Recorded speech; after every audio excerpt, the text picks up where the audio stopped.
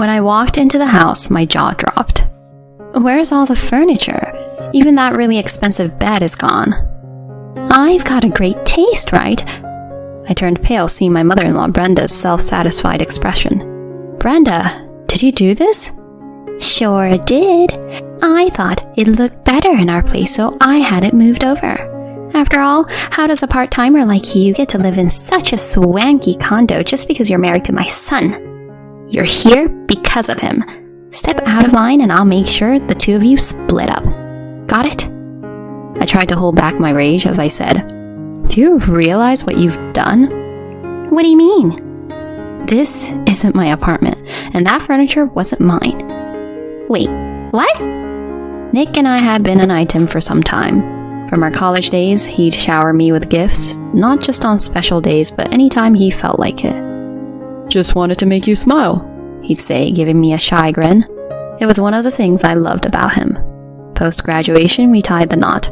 We were the first in our friend group to do so, and the celebration was epic. It truly felt like the peak of happiness.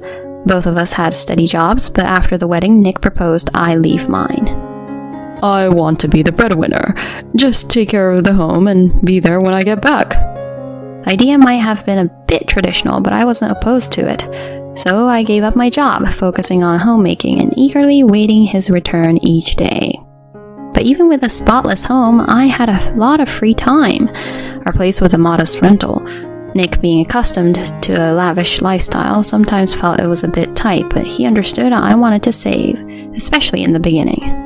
I adored our quaint starter home, but then one evening he showed me a listing of a luxury condo in our area, with rent nearly 10 times what we were paying.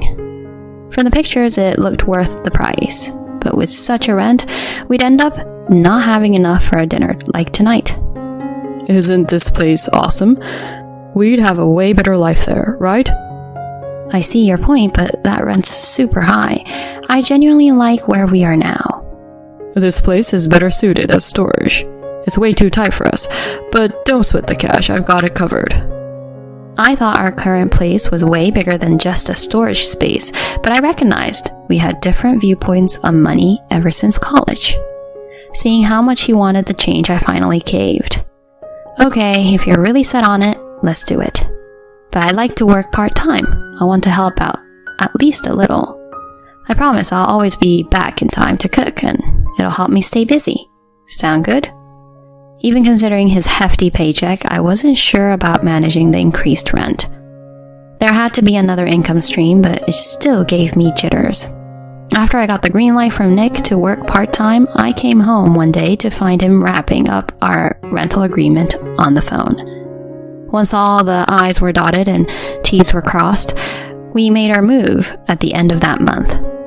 While we hauled over everything from our old place, a few rooms in our new home remained bare.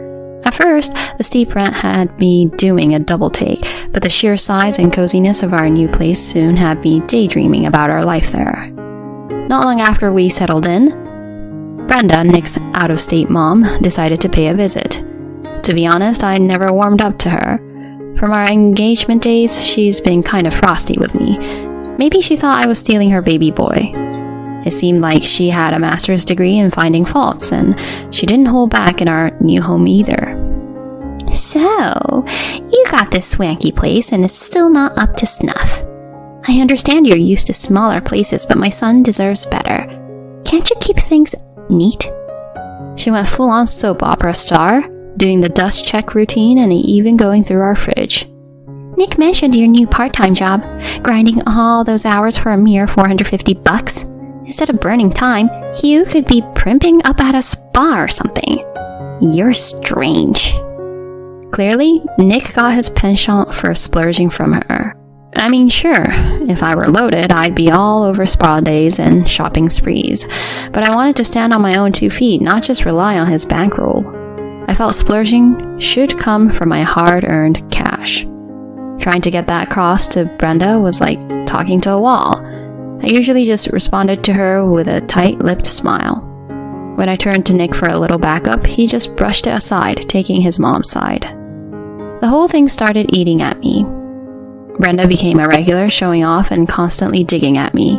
She'd never been keen on our old place, but with this upgrade, she paraded around like she owned the place. I was getting tired of her drop-ins. When I subtly mentioned she might be overdoing her visits, she let loose. I'm Nick's mom. He owns this place, so it's totally normal for me to be here. But you? Not so much. Have you seen your classy neighbor? Makes you look bad. Can't believe my son's stuck with you. She kept it up till Nick walked in. Hey Nick, sorry, but I couldn't get dinner ready.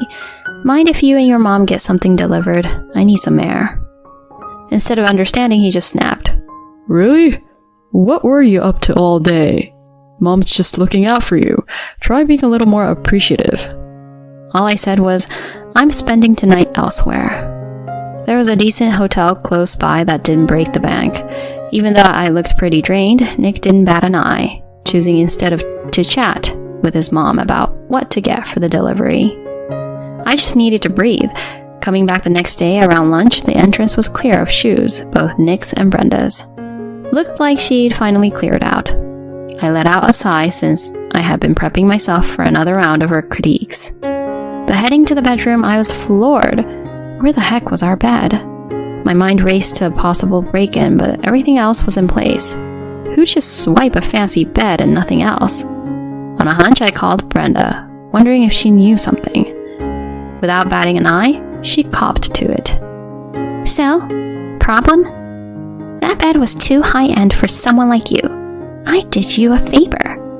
It was in decent shape. I'll ship you my old one, a tad worn, but more your speed. Her smirk was almost palpable over the phone, and that was the last straw for me. I replied to her snide remarks with a big smile. I don't need such trash. Why don't you get rid of it at yourself? And you just take things without saying sorry? She snapped back.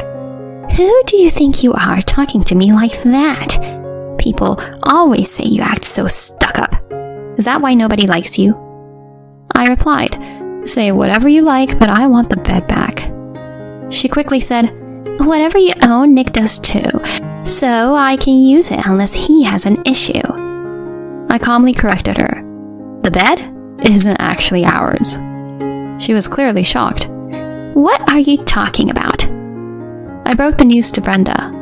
I'm leaving Nick. So, you finally get it. I've moved all my stuff to my new place. That bed's a rental. You rented such a fancy bed? You're something else, taking advantage of Nick. He picked out that bed, not me. He always had to have the best. I then gave her some insight into her son's reality. From his college days, Nick lived on borrowed cash. He might have acted rich, but he was just careless with money. Even though his parents were well off, his own salary barely covered our living expenses. He'd always been borrowing or gambling away money. And yet, he insisted on fancy weddings and luxurious apartments. The bed? He rented that too. Nick's always been obsessed with the idea of seeming rich. He wanted me to stay home just to keep up appearances. Remember when you mentioned the stylish lady next door? Nick told me I should act more like her so he doesn't lose face. He said it with the same smile he'd use when buying me gifts. That day, I decided enough was enough and contacted a lawyer for the divorce. Well, thanks for everything, Brenda. That bed wasn't cheap. The rental company will bill you. Brenda, in a panic, replied, This is your fault. You should have told me. Come back and deal with it. This isn't a request, it's an order. You're still his wife. Not for much longer. To me, you're practically a stranger now, and if you're planning to come over again, you might want to make it quick. Given Nick's debts, this plate might not be ours for long. She was so shocked she dropped the call. I didn't bother waiting, just blocked her number. Alrighty, that should clear the air before the divorce. With that, I left Nick's place. I later heard he had been evicted. He bragged about paying everything off with his huge salary, but it was bound to happen. He moved into a tiny apartment way smaller than our first place. All his friends who lent him money abandoned him, and he was drowning in debt. Brenda, for all her airs, ended up having to buy the bed she took since it was damaged. The price? A cool $6,700. Even she distanced herself from her own son once she found out about his lies. He had lied about working for a top-tier company with a high salary. He'd been sending his parents $2,000 every month, all borrowed or gambled money. Once Brenda found out, she recognized his pathological need to show off and distanced herself. I might have a pleasant chat with her now, but I sure don't want to hear that voice again. Last I heard, Nick's all alone, cut off by family and friends. As for me and my modest new place, I admire my tiny cactus by the window. Even if I'm just working part-time and funds are tight, I plan to work full-time soon and save up. I'm content with the simple things in life, like finding joy in the little cactus. After all the drama, I felt relieved with my decision. Tonight, I might treat myself to some takeout. It's moments like these that make everything worth it. I excitedly looked for some food options, feeling lighter than I had in a long time.